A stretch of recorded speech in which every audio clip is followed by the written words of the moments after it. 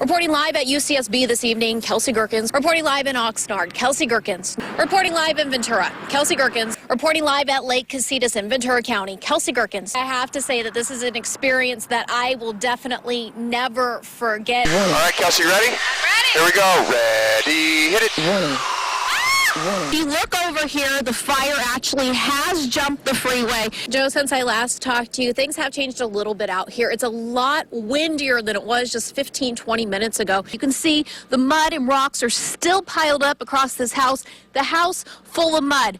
Other homes, they've tried to rebuild. They've actually started gutting them, trying to make progress. And all of these are projects that they're working on. Card skimmers are most commonly found here at gas station pumps, and to the untrained eye, you can't find them. They're pretty hidden, but it only takes this card skimmer about a second.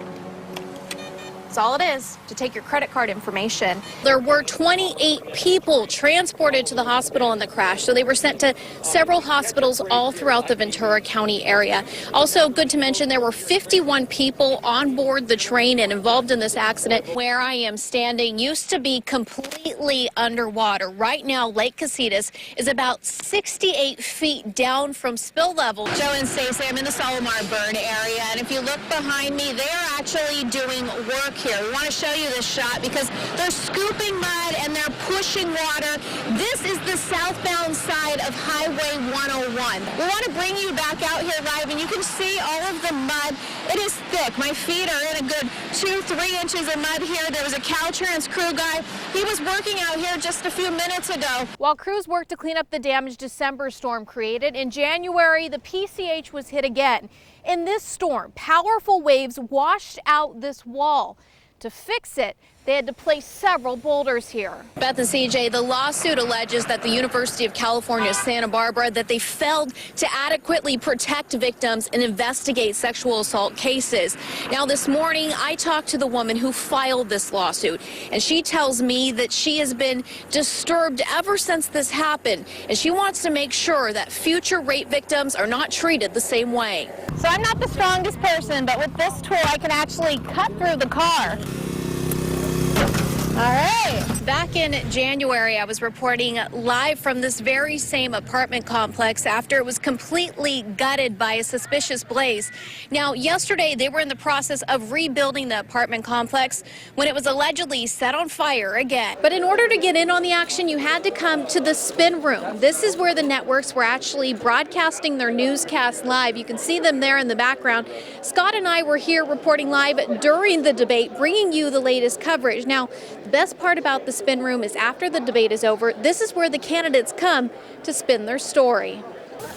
This terrain is steep and rugged, but that's not a problem for these goats. They will hop along the hills and eat any dry grass that covers it. The UAS looks similar to a helicopter, but there is one big difference. It has no windows, and it is operated remotely and with the aid of a camera. The B-29 was the first pressurized bomber, so they could actually travel from the cockpit through this pressurized tube to get to the back of the plane. What's coming off this hillside is not just mud, but we're also seeing lots of ash, and in this ash there's also some sticks. These were all burnt from the Solomar fire.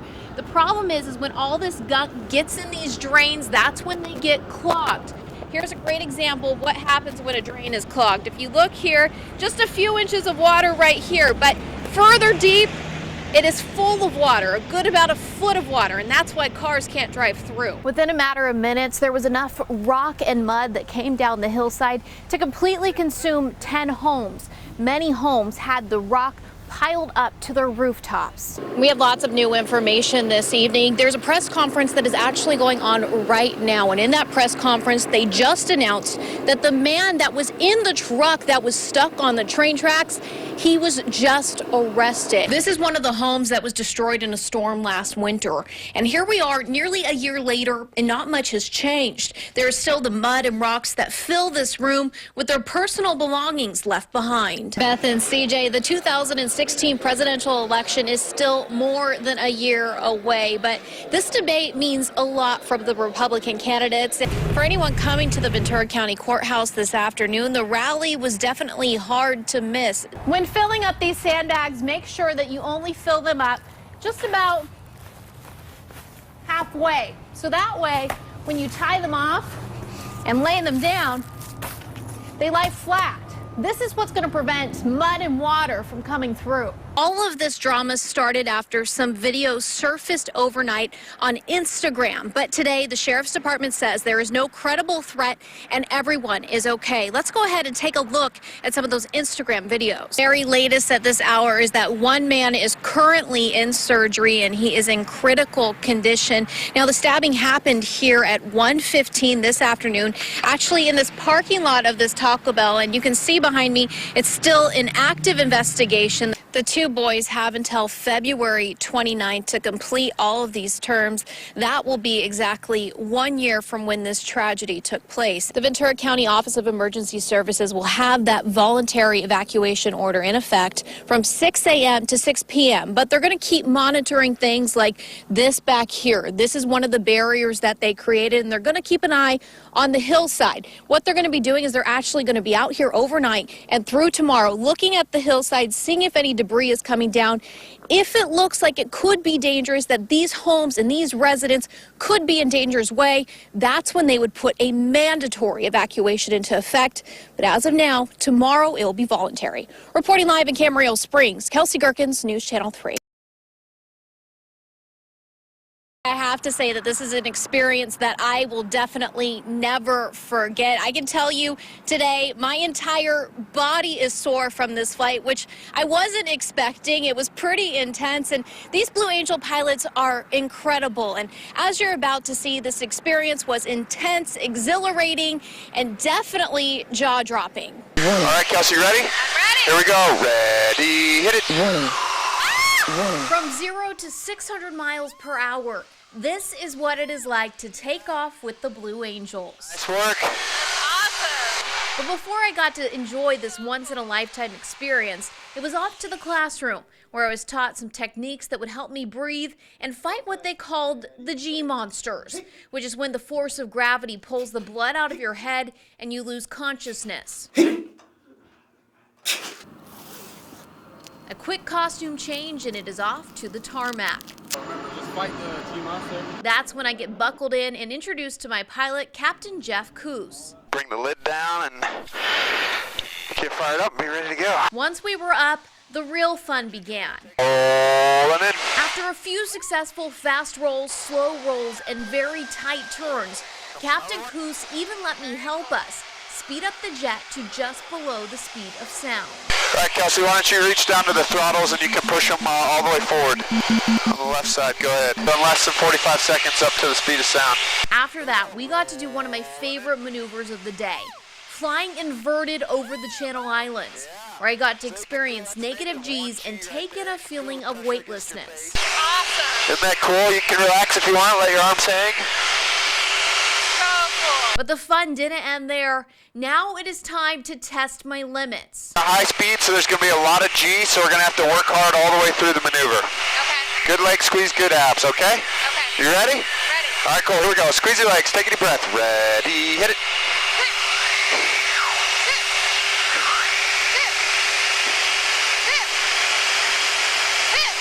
Yeah, that is me passing out.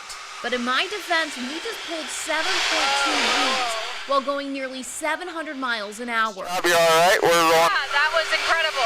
Yeah, I felt a little something there. Isn't that crazy? It was crazy. Yeah. Felt like my lips were moving by themselves. They may very well have been. This experience showed me just how talented and remarkable the Blue Angels pilots are. That's just another good example for you to see all the training that's required of us in order to make this thing safe and repeatable city to city. It's really an honor and a pleasure to be able to fly these things, and great to be able to go share the experience with you today. Honestly, one of the most incredible experiences of my life. Now, the entire Blue Angels fleet is now here, so you can watch the U.S. Navy Blue Angels here at Point Mugu Naval Base this Saturday and Sunday.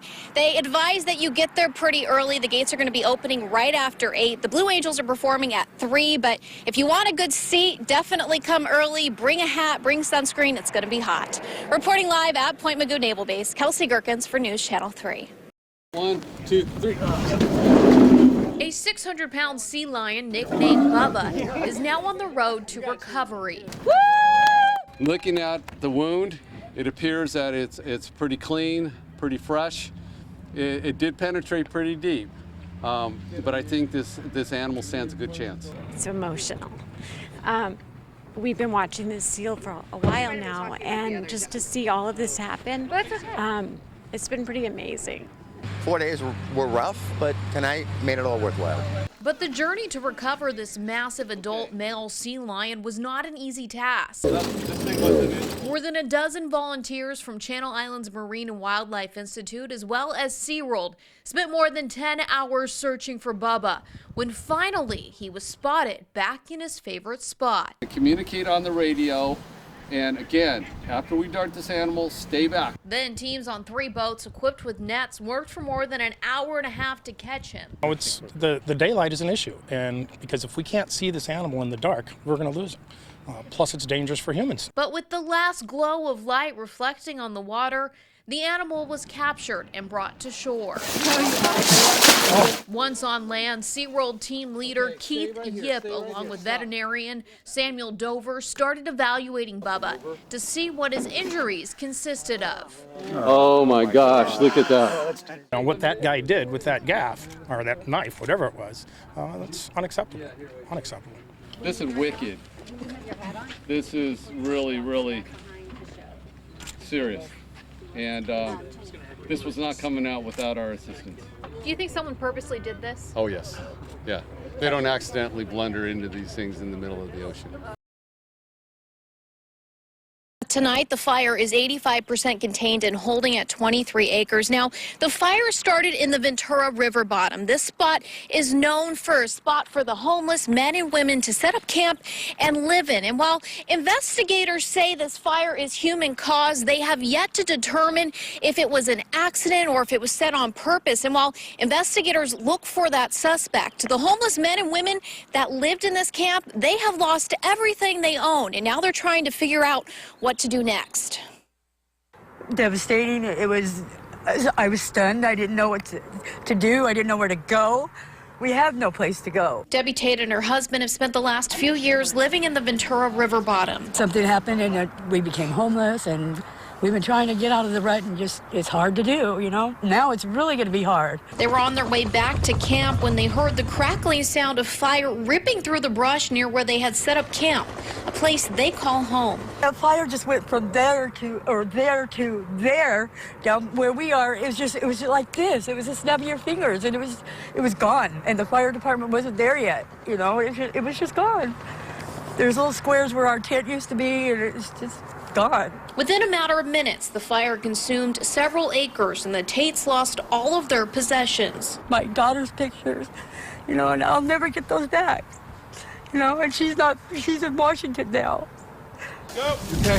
The Palm Fire was not easy to control with hot, dry, and windy conditions. It took more than 100 firefighters, as well as the use of water-dropping helicopters, to get this fire under control. We do have a lot of dead fuels in here, and that is because of the drought. We're in the river bottom. Everything should be green, but it's not.